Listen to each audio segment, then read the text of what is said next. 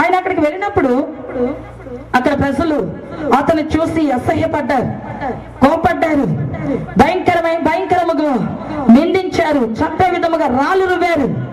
అతను ఏం చేశాడంటే తనకి ఇవ్వబడినటువంటి చిన్న రూములోకి వెళ్ళి తలుపు వేసుకున్నాడు, మోకరించి ప్రార్థించడం ప్రారంభించాడు. ప్రభువా, మేము ఈ పనులన్నీ చేశాం, బహుమానం తీసుకొచ్చాం, కానీ వారు మిమ్మల్ని గురించి నేర్చుకోలేకపోతున్నారు, కనీసం తెలుసుకోవడానికి ఆశ కూడా లేకుండా ఉన్నది.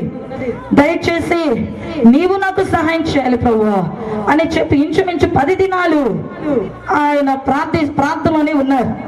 ప్రార్థన ఉన్నప్పుడు ఈ మెక్సికన్ ప్రజలు ఏంటి ఇతను మంత్రాలు చేస్తున్నాడేమో, ఇంట్లో ఉండి బయటికి రాకుండా మరి లోపలే ఉన్నాడు, అసలు ఏం జరుగుతుందో అని చెప్పి తనున్న ఇంటి దగ్గరకు వచ్చి ఆ కిటికీల నుంచి చూశారు.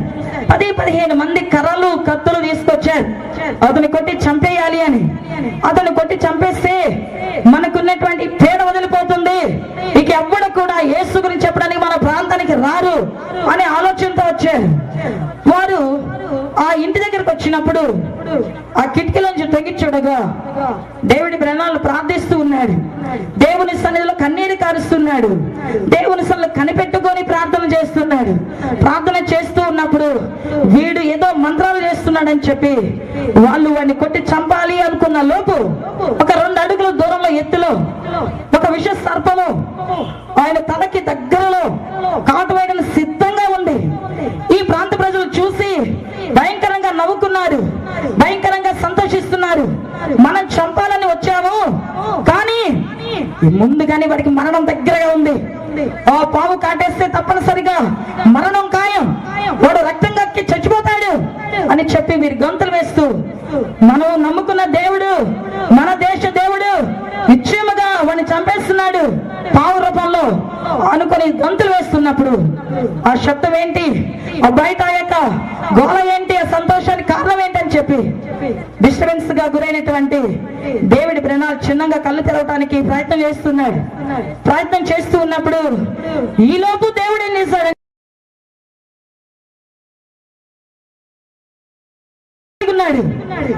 ఆయన కళ్ళు తెరవటానికి 1 సెకండ్ లోపు అతని తల నుంచి గొప్ప వెలుగు వచ్చి ఆ సర్పం మీద పడగా ఆ సర్పము దగదగ మండుతున్నటువంటి అగ్నిలో మరి అది ఎగురుతూ భయంకరముగా పాము కాలిపోతూ ఉండగా మెక్సికన్ ప్రజలు 15 మంది చూడగలిగారు.